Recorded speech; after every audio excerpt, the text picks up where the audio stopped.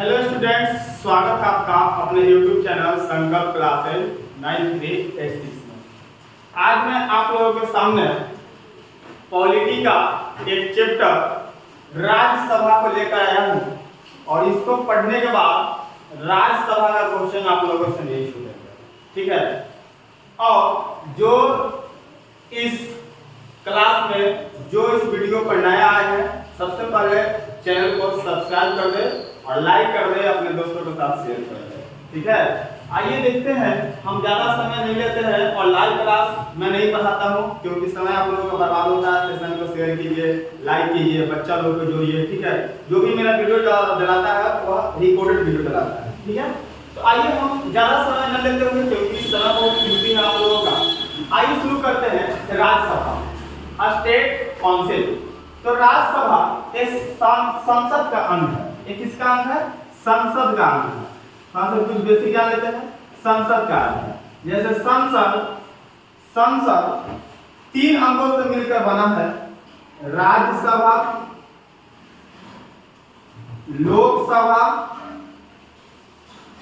लोकसभा और दोस्तों राष्ट्रपति। तीन अंगों से मिलकर बनता है आपका संसद।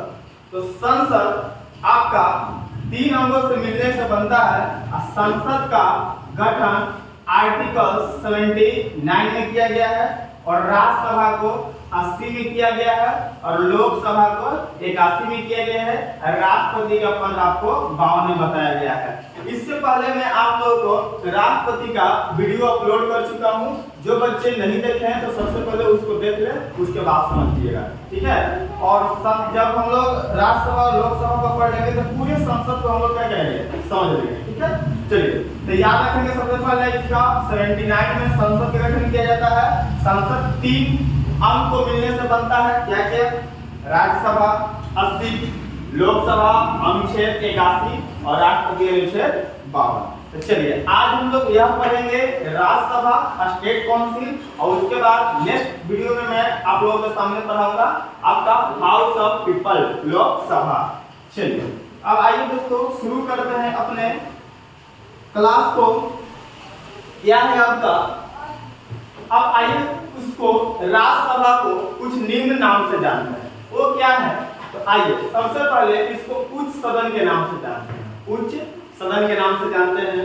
उसके बाद इसको विशेषज्ञ सदन के नाम से जानते हैं, क्योंकि यहाँ पे 12 विशेषज्ञ लोग पहुंचते हैं।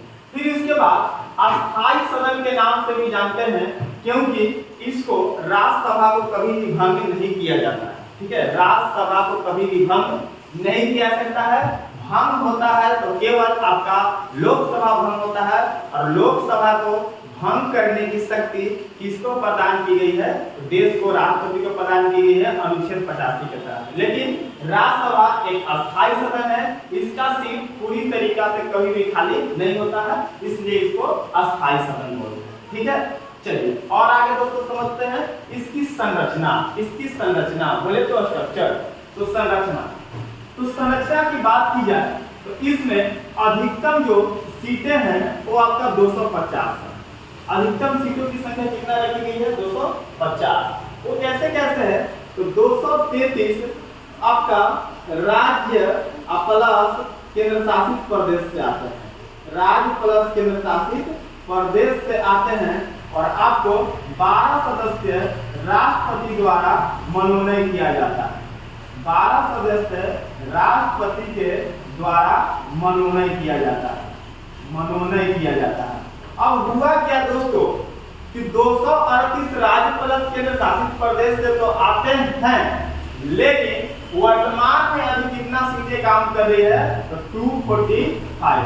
वर्तमान में कितना सीटें काम कर रही है? 245। क्योंकि हुआ क्या, कुछ ऐसे राज्य हैं जिनकी जनसंख्या कम हो, जिसके कारण राज्य और केंद्र शासित प्रदेशों से आपका मात्र 233 पहुंच पाता है सदस्य, और राष्ट्रपति के मनोनयन द्वारा 12 के 12 पहुंच जाते हैं। तो 233 प्लस 12 कितना? 245। यहाँ से क्वेश्चन कैसे पूछेगा, जरा सा ध्यान में रखिएगा।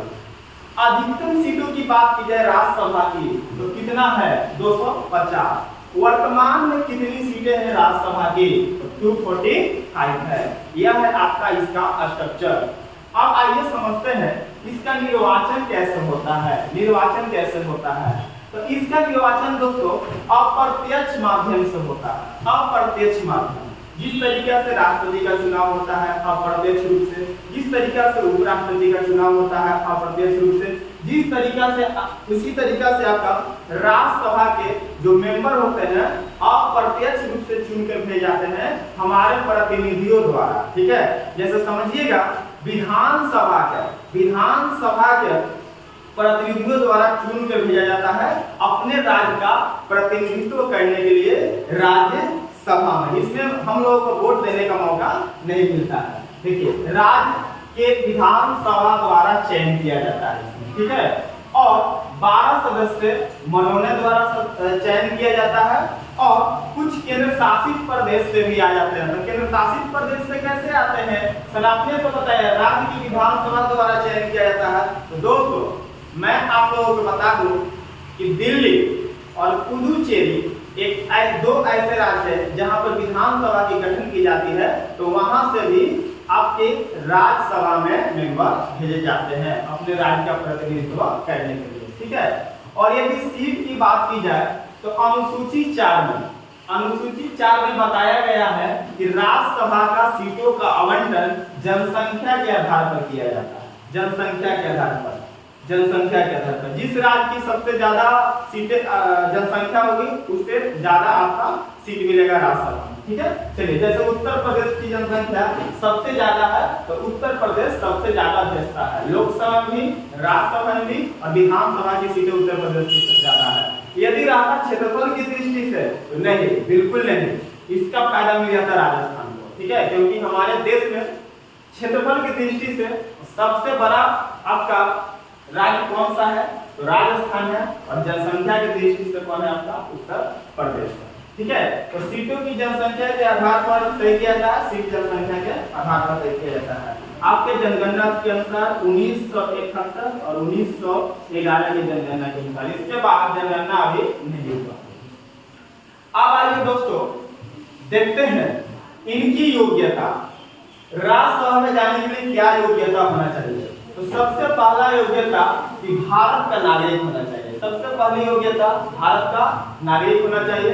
उसके बाद आपका दूसरी योग्यता क्या होना चाहिए कि 30 वर्ष आयु पूरा कर चुका है। 30 वर्ष आयु पूरा कर चुका है। हम लोग ऐसे समझेंगे दोस्तों, देखिए लोकसभा एज क्राइटेरिया में बता रहा हूं, लोकसभा, राज्यसभा और उसके बाद राष्ट्रपति। ध्यान से समझिएगा दोस्तों, यदि एक बार ध्यान से देख लीजिएगा तो फिर मजाल नहीं है कि आपके एग्जाम में राज्यसभा से क्वेश्चन छूट जाए। चलिए, राष्ट्रपति का एज कितना होना चाहिए बनने के लिए? 35। कितना योग्यता होना चाहिए? 35। 5 घटते चले। राज्यसभा में कितना होना चाहिए आपको? राज्यसभा होना चाहिए 35 नहीं 30 होना चाहिए, 5 घट जाइए। और लोकसभा में कितना होना चाहिए दोस्तों? तो आपका 25। तो यहाँ से आपको क्वेश्चन क्या बनेंगे? राष्ट्रपति बनने के लिए कितनी आयु की आवश्यकता होती है? तो 35। लोकसभा के लिए 25, राज्यसभा के लिए 30। तो आप पीछे से आप घटते हुए चले जाइएगा 5। अब देखिए यहाँ पर एक और मैं चीज बता दूं कि लोकसभा में 25 है और राज्यसभा में कितना है? 30 है। तो प्रधानमंत्री बनने के लिए कितनी आयु की आवश्यकता है? प्रधानमंत्री बनने के लिए, तो प्रधानमंत्री बनने के लिए मैं बता दूं आप लोगों को, उसमें 25 वर्ष होना चाहिए। कितना वर्ष? 25 वर्ष। क्योंकि प्रधानमंत्री लोकसभा के भी मेंबर हो सकते हैं और आपके राज्यसभा के भी मेंबर हो सकते हैं। ठीक है दोस्तों, लोकसभा के मेंबर हो सकते हैं, राज्यसभा का। तो आपका न्यूनतम 25, अधिकतम 9 लिमिट। चलिए, ये था आपका एज क्राइटेरिया। उसके बाद और आगे चलते हैं दोस्तों, और आगे एक बार वीडियो अच्छा लग रहा है तो चैनल को प्लीज सब्सक्राइब कर दीजिए और लाइक कर दीजिए और अपने दोस्तों के साथ शेयर कर दीजिए। चलिए अब आइए आगे। तीसरा, वे किसी लाभ के पद पर नहीं हो। वो किसी लाभ के पद पर नहीं हो, कहने का मतलब सरकारी सर्विस में नहीं हो, सरकारी सेवा में नहीं हो, ठीक है। और जो नेता, मंत्री, विधायक, एमपी ये सब लाभ के पद पर नहीं होते हैं, ठीक है, तो वो लोग खड़ा हो सकते हैं। यदि आप सरकारी नौकरी में है तो आपको इस्तीफा देना पड़ेगा। चौथा, मानसिक रूप से स्वस्थ हो और दिवालिया घोषित, कहने का मतलब पागल नहीं हो, दिवालिया घोषित नहीं होना चाहिए। पांचवा है आपका, सांसद द्वारा कानून बनाया जाता है तो उसको फिर करना चाहिए। ये तो नहीं, लेकिन ये 4 क्राइटेरिया होना चाहिए, ठीक है। चलिए अब योग्यता समझ गए। अब देखते हैं हम लोग इसका कार्यकाल। थोड़ा सा बारिश हो रहा है और बारिश होने के कारण थोड़ा सा आवाज में आपका घरघराहट रहेगा, थोड़ा सा मैनेज कीजिएगा, ठीक है, मौसम पता ना खराब हो रहा है। अब आइए दोस्तों कार्यकाल। तो राज्यसभा का कार्यकाल 6 वर्ष का होता है। राज्यसभा का कार्यकाल कितने वर्ष का होता है? 6 वर्ष का, लेकिन चुनाव प्रति 2 वर्ष का होता है। तो बड़ी कंफ्यूजन की बात है सर, आपने बता रहे हैं कि 6 वर्ष का कार्यकाल होता है और चुनाव हो रहा है कि 2 वर्ष पर ही हो जाता है। कितने वर्ष पर? 2 वर्ष पर ही हो जाता है। हाँ बिल्कुल हो जाता है। आइए मैं दूर कर देता हूँ इस कंफ्यूजन को। 2 वर्ष को होता है 1/3 सदस्यों का चुनाव। 1/3 सदस्यों का चुनाव। वो कैसे समझिएगा। ए मैंने लिखा 2012, 2014, 2016, 2018, 2020। समझिएगा 2012 में 33 सदस्यों का चयन हुआ, 2014 में भी 33 का चयन हुआ और 2016 में भी 33 का चयन हुआ, ठीक है दोस्तों। चलिए तो 2012 में जो 33 सदस्यों का चयन हुआ है उसका कार्यकाल कब पूरा हो रहा है? तो 2018 में। तो इसका यहाँ पर चुनाव करवा लिया जाएगा और 33 सदस्य भर लिया जाएगा। अब बताइए 2020 में इसका कार्यकाल पूरा हो रहा है 6 वर्ष 1420, ठीक है। तो यहाँ पे 33 सदस्यों का चुनाव होगा, इस तरीके से यह पद भर लिया जाएगा। तो इस तरीके से चुनाव होता है प्रति कितने वर्ष पर? 2 वर्ष पर, लेकिन कार्यकाल कितने वर्ष का? 6 वर्ष का। और 1/3 सदस्यों का चयन किया जाता है। 1/3 सदस्यों का चयन किया जाता है प्रति 2 वर्ष पर। इस तरीका से यह राज्यसभा का जो सीट होता है कोई भी खाली नहीं रहता है। उम्मीद करते हैं समझ गए होंगे। समझ गए होंगे एक बार लाइक जरूर कीजिए। चलिए और आगे आते हैं। राज्यसभा कुछ विशेष। राज्यसभा कुछ विशेष क्या है? राज्यसभा की विशेषता। तो आइए देखते हैं दोस्तों। अनुच्छेद 249 आर्टिकल 249। तो मैंने आप लोगों को पढ़ाया था सूची। तो सूची होते हैं 3 तरीका के। कितने तरीके के? 3।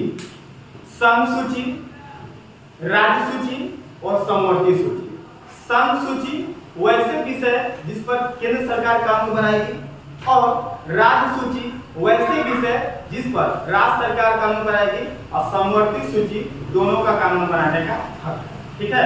चलिए तो इसमें हुआ क्या? अनुच्छेद 249 में यदि कोई राज्य सूची का विषय और लगता है कि वह केंद्र सूची में उसको क्या कर देना चाहिए? भेज देना चाहिए।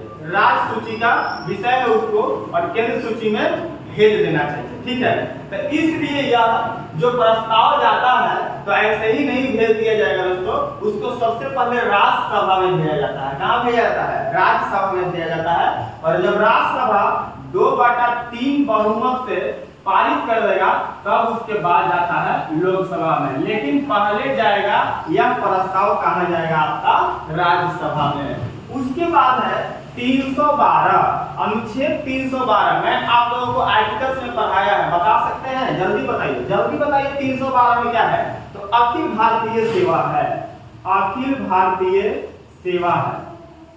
अखिल भारतीय सेवा। तो अखिल भारतीय सेवा के अंतर्गत कौन कौन सा पद आता है? तो इसमें आता है दोस्तों IAS, IPS, IPS, उसके बाद IFS। ये 3 सर्विस आते हैं।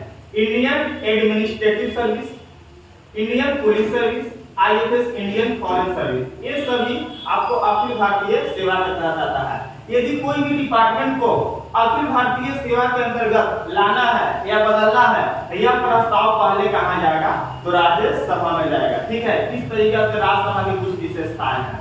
उसके बाद दोस्तों उपराष्ट्रपति को हटाने का प्रस्ताव पहले कहाँ जाता है, राज्यसभा में।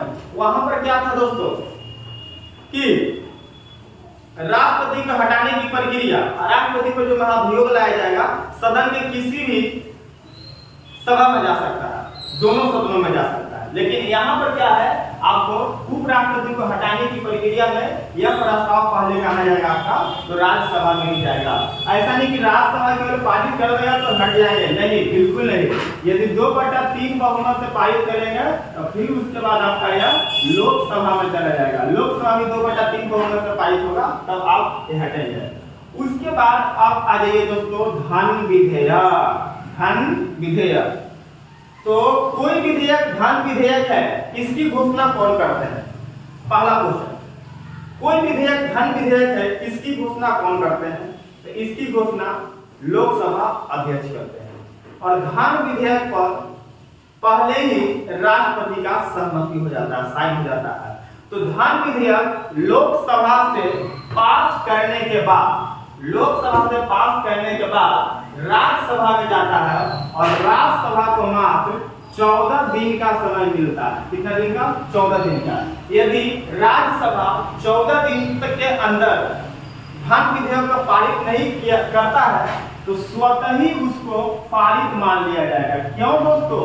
क्योंकि इस पर राष्ट्रपति का पहले ही हस्ताक्षर हो चुका है। ठीक है, तो इस तरीके से आपका राज्यसभा की कुछ विशेषताएं हैं।